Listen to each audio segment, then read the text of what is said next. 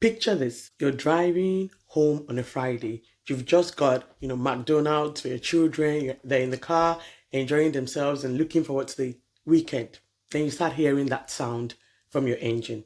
Prum, pram, the car is going slower than normal. You manage to get your car home. Then the next day you take it to the workshop to get it looked at and maybe fixed. The next thing you know, you get a call telling you, sorry, your car is gone. To be able to fix it, you will need a totally new engine, and the cost of repair is 65,000 Swedish crowns. Yeah, exactly. That was the look on my face. Like, what did you just say? That is not a car repair bill. That is a whole trip to Nigeria and back, buying things for the whole family and all of that. But fortunately enough for us, because it happened to us as a family, we didn't have to pay. So today, on today's episode, I'm sharing this story and also getting into the nitty-gritties of car insurance in this side of the world.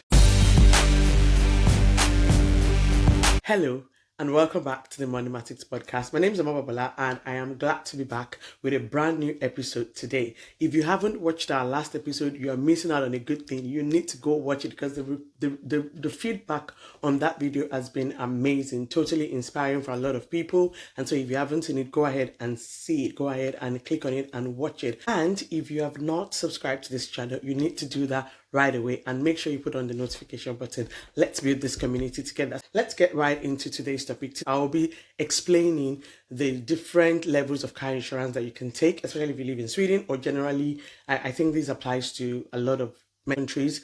And then we will be looking at what is good for you depending on the kind of car that you are driving. But yeah, let me get into my story. So this happened, and my first reaction when this happened was to go like, what did you say? 65,000 Swedish crowns.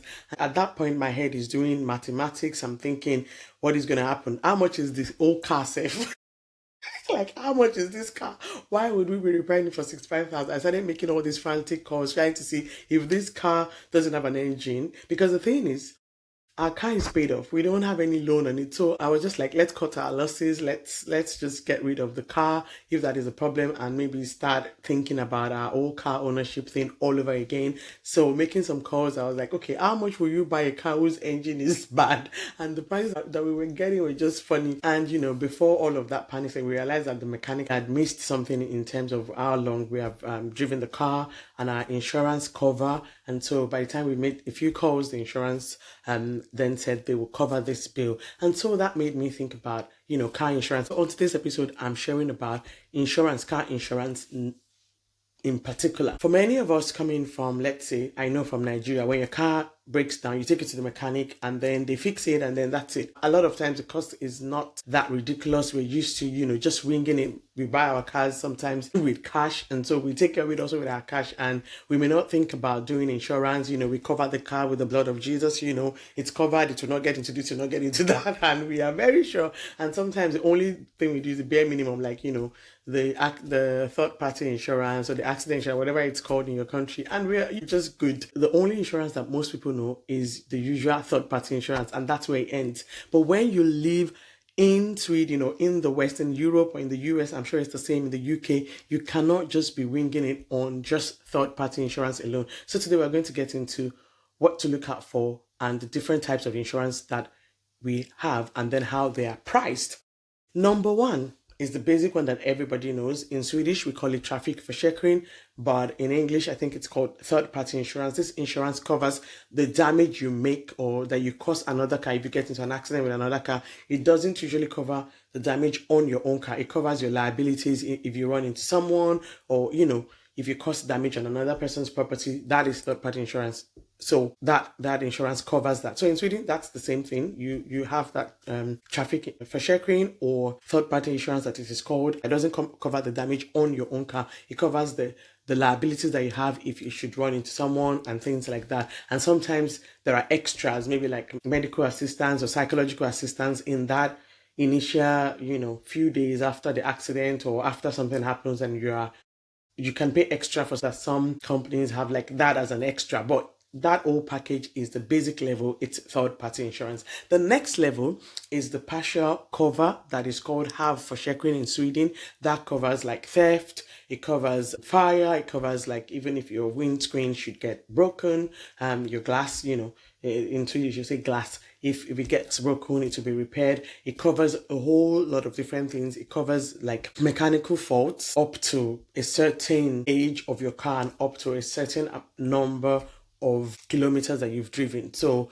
most times for a lot of insurance companies in this side of the world, at least in Sweden, it's around that 150,000 kilometers. So what we call 15,000 miles. If you've driven your car over that, then that might not be covered. So half insurance is all these other things. Now we move on to the next level, which is the full insurance or the comprehensive package. The comprehensive package and the partial cover or the half insurance, halvförsäkring, they're very similar except for the fact that the full insurance, the comprehensive one, covers damage to the body of your car. So if your car should be in an accident, then they will repair not just the engine, all of that. They will also repair the body of the car. So in Swedish, that is called skada, and that full insurance covers that. So that's it's like the major difference between partial cover and full cover. And a car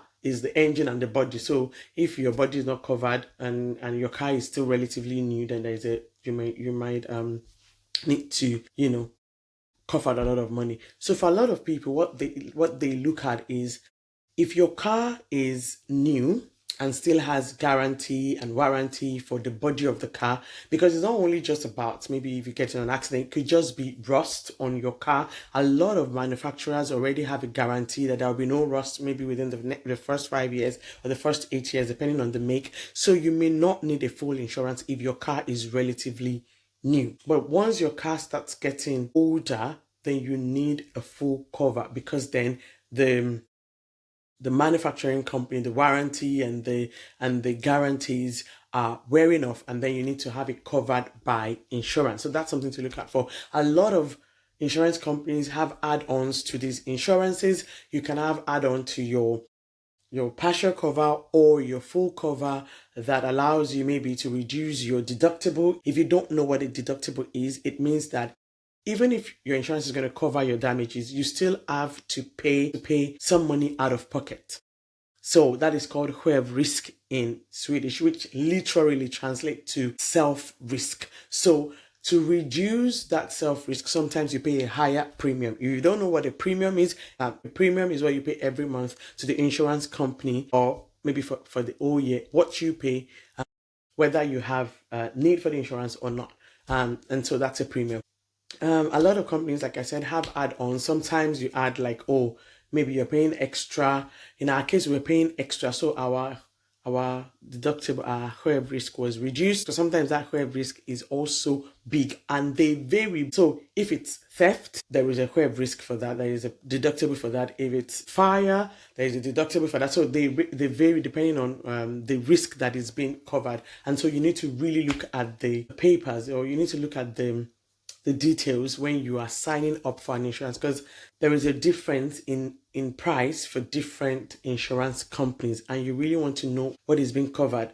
Like, for example, the full insurance, the full comprehensive cover for a lot of insurance companies in Sweden is like 8 years or 10 years, depending on the insurance company. So you need to know how old your own car is and then what is going on before you pick insurance. Now, let's get on to what can affect the premium that you pay every month for your car insurance. Number one is the make of your car, the age of your car.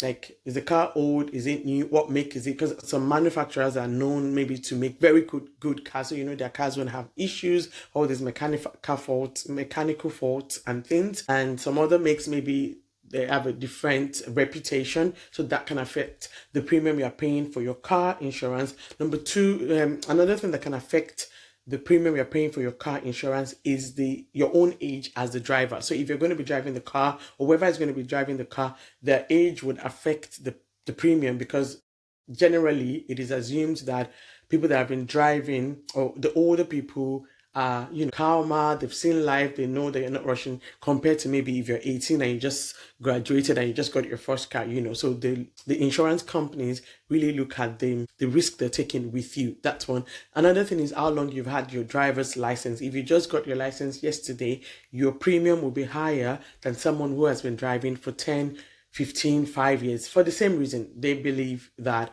which is not just a belief, statistically, people that have been driving longer are maybe more conscious of risk, more conscious of things that can happen, and so they're safer in that sense than someone that just got a license yesterday. I remember how it was for me when I just got my license, driving on that road, like, now they've given me this license, why now to drive this car, So that's another reason. Another thing that can affect your premium is where you live. If your area is considered safe or not safe. So that affects your premium as well. And also how long you drive the car for, how much you're planning to drive the car for. So usually, especially in Sweden, the typical average that people are expected to drive every year is what we call 1,500 miles, Swedish miles. 1 Swedish mile is 10 kilometers. So 1,500 miles is 15,000 kilometers. That's the average that most people drive in a year. So your premium will also be affected by that. If you feel like, okay, I'm only driving in town and that's all I will be doing, then of course you put, 1,500 miles as your average, and then the premium will be lower. If you drive longer, let's say, you travel a lot, you have a summer house, you go for the weekend, you travel to your in-laws and all of those kind of things, and you feel like, okay, I'll drive more during the year, and maybe you say, okay, I estimate that I will drive 2,000 miles or 20,000 kilometers, then your premium will be a little bit higher, and so on and so forth. So that affects the premium as well. So yeah, those are the things that affect the premium that you pay every month. And in Sweden, most times when you sign up for a car insurance, you are bound for 1 year. You can't just wake up in the middle of the year or after 3 months and say, oh, I found another company that is cheaper, I want to change. No.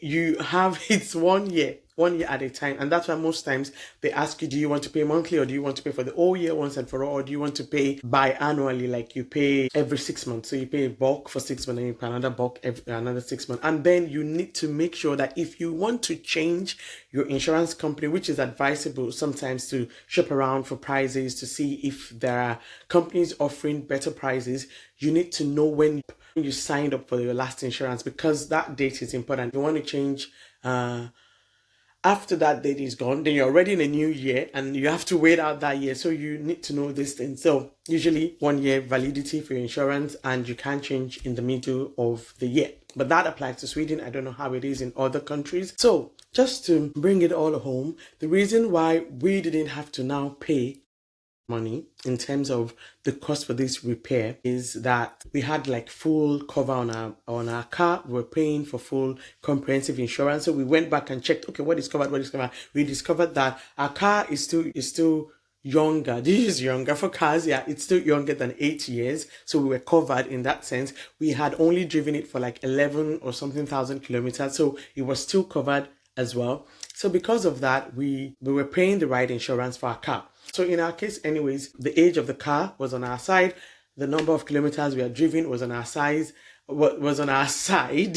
And so we didn't have to pay for the full cover. We only had to pay our deductible. And because we're also paying extra premium, we had a reduction in our deductible. So at the end of the day, this didn't ruin us. So my question to you is this: if your car breaks down tomorrow, or if something happens to your car, do you know what you're covered in your insurance? Do you know what your insurance covers? You need to go and check now. Are you ready? Have you shopped around? Are you okay with the price you're paying? Do you want to shop around to see if you can pay lesser and all of that? And next time you are paying for your car insurance, just think about this story that Bobby just shared and just say, I know it's not easy to pay that bill every month, but just imagine that it can save you a whole financial disaster. It can save you a lot of money. So to my fellow Africans out there, I pray, I know that you're covered by the blood of Jesus. I know that nothing will happen to your car, but still go and get that insurance, okay? Make sure that you are insured correctly. If your car is new, you don't have to over-insure. If your car is old, you probably need to look. There's a particular age where the car is probably too old to even save. If your car is really old, and you will not get any advantage from the full insurance or the partial insurance, then you're okay to just pay the mandatory one to just have your car insured and the third party insurance, and you're good to go. That 65,000 crowns engine failure could have set us back financially many months, maybe a whole year. I don't know. It could have smelled financial disaster or financial problem. But having an insurance just made it just another day. We didn't lose sleep over it. We didn't lose our peace. Okay, maybe just for like 5 seconds, but we didn't lose our peace over it. And then we could just move on like nothing happened. So your insurance bill is not just a bill. It is your armor against the unexpected. I pray that you never get into a car accident or anything, but at least you have that car insurance. So I want you to do something for me. Go back. If you have a car, go check that you are fully covered.